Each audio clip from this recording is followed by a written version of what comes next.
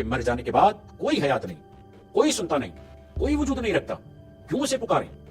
کیونکہ وہ لاچار ہے، کیونکہ وہ نادار ہے، کیونکہ وہ خود زندہ نہیں ہے، وہ ختم ہو جاتا ہے، وہ نابود ہو جاتا ہے، اس کا اس دنیا سے کوئی تعلق۔ پھر اس ذات کو جب وہ زندہ ہے تو پھر توسل کیوں نہیں اختیار کر سکتے، اس کو وسیلہ قرار کیوں نہیں دے سکتے؟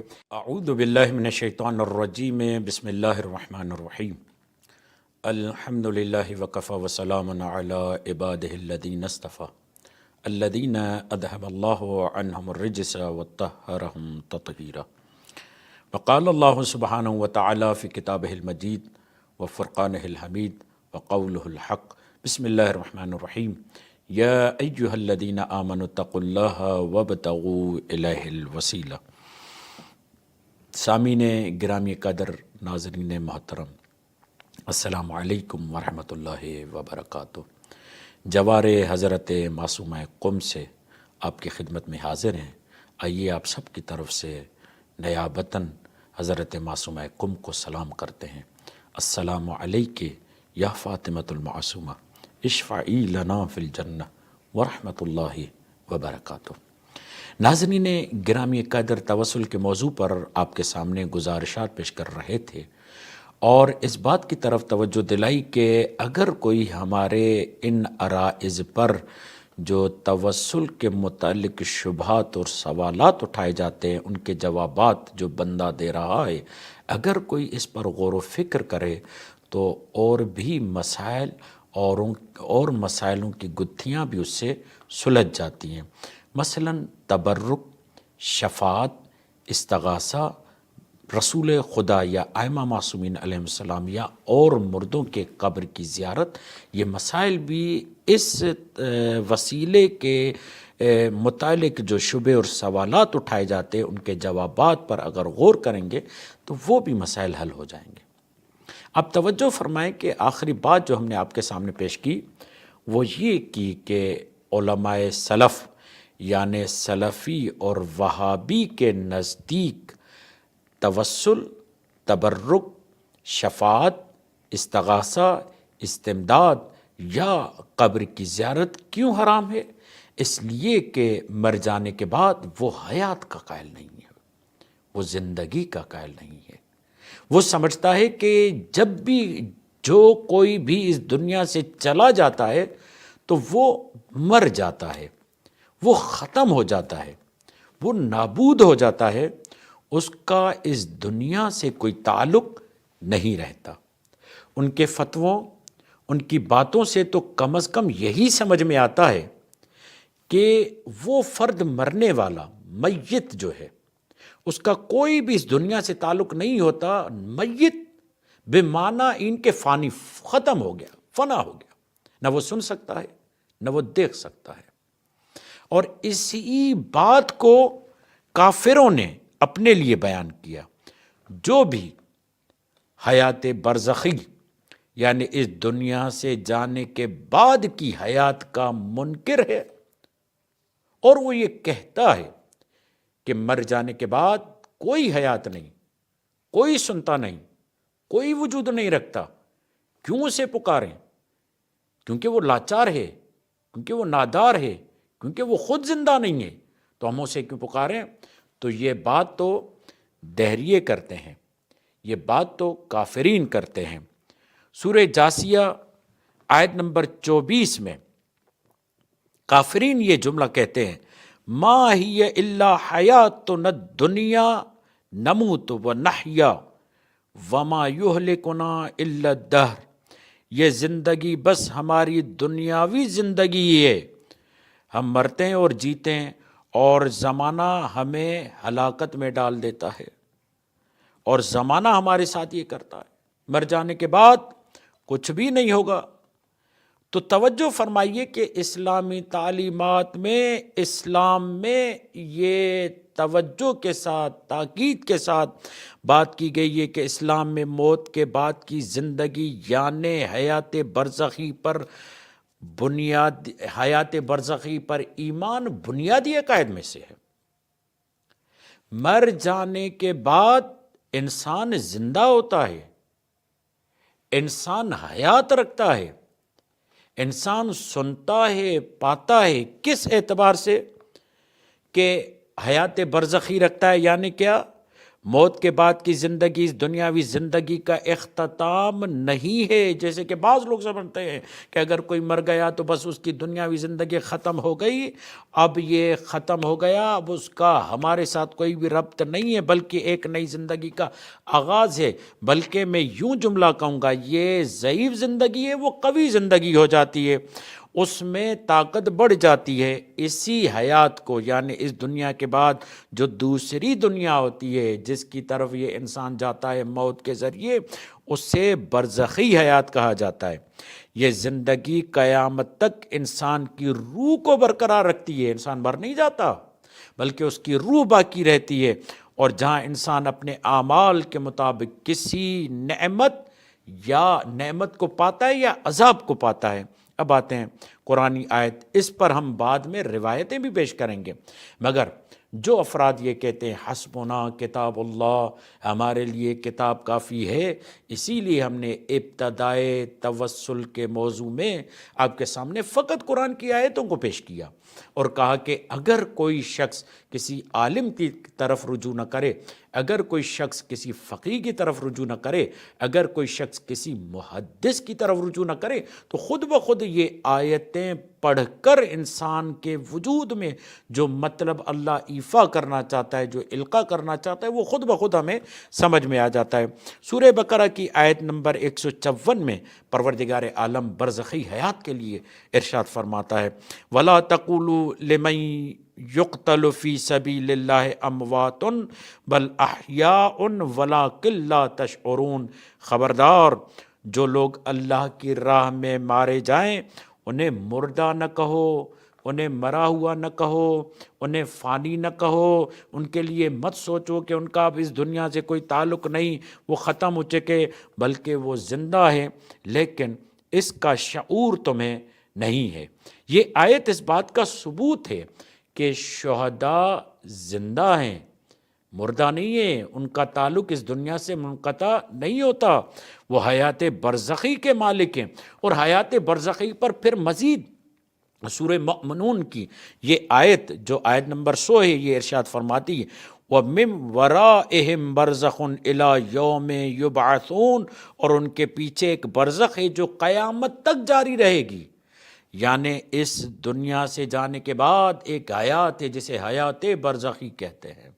وہ حیات برزخی صفات رکھتی ہے، وہ حیات برزخی کوالٹیز رکھتی ہے۔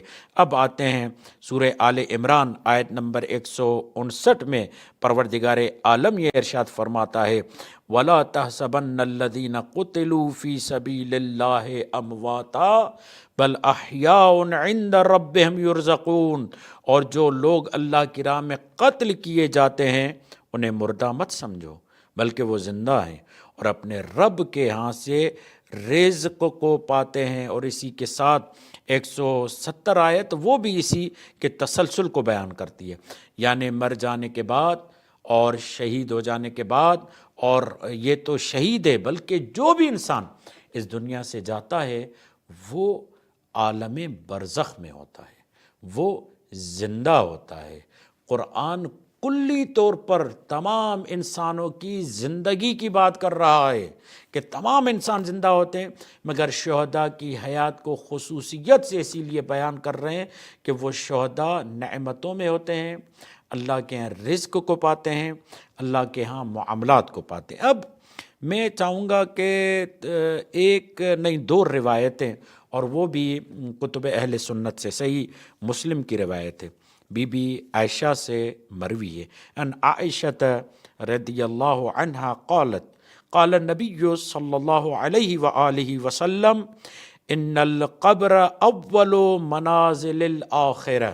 تمہیں معلوم ہونا چاہیے کہ آخرت کی پہلی منزل کیا ہے؟ قبر ہے، یعنی قبر مردگی کا معاملہ نہیں ہے، فنا کا معاملہ نہیں ہے، بے حسی کا معاملہ نہیں ہے، مر مٹ جانے کا نام نہیں ہے۔ قبر ایک حرکت کا نام ہے، قبر ایک برزخی حیات کا نام ہے، جہاں سے انسان مزید آگے کی طرف سفر کرتا ہے، اور یہ آخرت کے مراحل میں سے پہلا مرحلہ ہے۔ پھر صحیح بخاری میں ایک اور روایت ہے، یہ روایت تواتر کے حد تک ہے، اور تمام علماء نے اس کو بیان کیا تھا کہ امام البانی نے اس کو حسن قرار دیا، اور بہت ساری کتب میں یہ روایت آتی ہے کہ اذا مات الانسان، جب انسان مرتا ہے، انقطع عملہ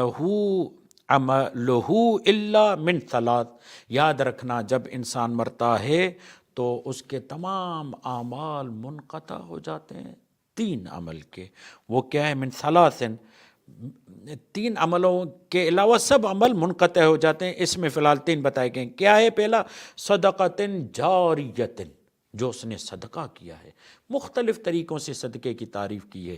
کبھی کسی نے زندگی میں کسی کے لیے راستہ بنایا تو وہ صدقہ جاریہ ہے، کسی نے درخت لگایا اور اس درخت کے سائے میں کوئی بیٹھ گیا تو وہ صدقہ جاریہ ہے، کسی نے لوگوں کے لیے پانی کا اہتمام کیا، کنواں کھودا یا کوئی ایسا ٹینک بنایا جس سے لوگ پانی سے مستفید ہو رہے ہیں، یہ صدقہ جاریہ ہے۔ او علم ينتفع بہ، یا ایسا علم جس سے لوگ فائدہ اٹھا رہے ہیں۔ اسی لیے تو روایت ہے ہمارے سامنے کہ عالم کا قلم، شہید عالم کے قلم کے دوات، عالم کے قلم کی جو دوات ہے جس سے وہ لکھتا ہے، وہ دوات شہید کے خون سے افضل ہے۔ کیوں؟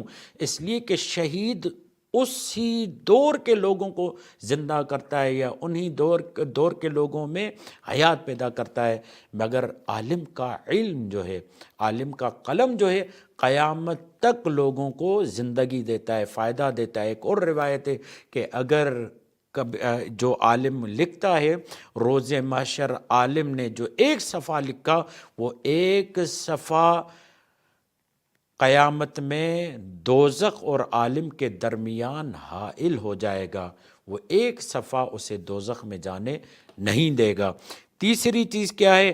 او ولد صالح یدعو لہ، اور وہ نیک اولاد جو اس کے لیے دعا کرتی ہے۔ تو آپ توجہ فرمائیں، یہ روایت ہمیں بتاتی ہے کہ مر جانے کے بعد انسان کے اعمال اس سے منسلک رہتے ہیں، ان کا اجر انہیں ملتا رہتا ہے، ان کا فائدہ انہیں ملتا رہتا ہے۔ اور یہ عجیب بات ہے کہ جب مر جانے کے بعد ہمارے اعمال کا انہیں اجر ملتا ہے، تو کیا ہم ایسی صورت میں ان کی زندگی کے قائل نہ ہوں، ان کی حیات کے قائل نہ ہوں، ان کے نشو و نما کے قائل نہ ہوں، ان کے مراحل کے قائل نہ ہوں، ان کی ارتقاء کے قائل نہ ہوں، اور ہم اس بات کے قائل نہ ہوں کہ ہم ان کو اپنے دعاؤں میں وسیلہ بنائیں؟ اور پھر دیکھیے، امام ابن تیمیہ، یہ کتاب ہے فقہ النوازل، اور اس میں مختلف علماء کرام اور فقہا کی یہ موت کے متعلق جو اقوال ہیں وہ بیان کیے گئے ہیں، اور وہ اس کتاب کے 224 صفحے پر لکھا گیا۔ امام تیمیہ خود جو کہتا ہے کہ بعد وفات رسول کو توسل اختیار نہیں کیا جا سکتا، رسول کو وسیلہ قرار نہیں دیا جا سکتا، رسول سے مانگا نہیں جا سکتا، رسول مر گئے تو ختم ہو گیا۔ وہ یہ جملہ فرماتے ہیں جب ان سے پوچھا گیا کہ موت کی حقیقت کے بارے میں کیا ہے، تو وہ فرماتے ہیں وَأَنَّ الرُّوحَ بَاقِيَةٌ بَعْدَ مُفَارَقَةِ الْجَسَدِ، یاد رکھنا کہ جسد سے روح کا نکل جانے کے بعد روح باقی رہتی ہے، اور اس حالت میں رہتی ہے کہ اما معذبۃ او اما منعمۃ، یہاں تک کہ اسے انعام بھی دیا جاتا ہے اور اسے عذاب بھی دیا جاتا ہے۔ ایک اور اسی طریقے کا قول الارواح باقیۃ بعد الموت وتنعم او تعذب، مرنے کے بعد انسان کی روح باقی رہتی ہے، یا اسے عذاب دیا جاتا ہے، یا اسے نعمتیں دی جاتی ہے۔ امام قرطبی اپنی کتاب التذکرہ میں یہ جملہ فرماتے ہیں والقبر روضۃ من ریاض الجنہ، قبر یا جنت کے باغوں میں سے کہ باغ بن جاتی ہے، یا او حفرۃ من حفر النار، یا کیا ہوتی ہے؟ جہنم کے گڑھوں میں سے ایک گڑھا بن جاتی ہے۔ تو یہ روایات اور یہ آیات ہمیں بتاتی ہیں کہ مر جانے کے بعد انسان عالم برزخ میں جاتا ہے، وہ زندہ ہوتا ہے، وہ اللہ کی نعمتوں سے فائدہ لے رہا ہوتا ہے، اور اگر برے کام کیے ہیں تو اسے عذاب ملتا ہے۔ تو کون کہتا ہے کہ مر جانے کے بعد زندگی مٹ جاتی ہے، ختم ہو جاتی ہے؟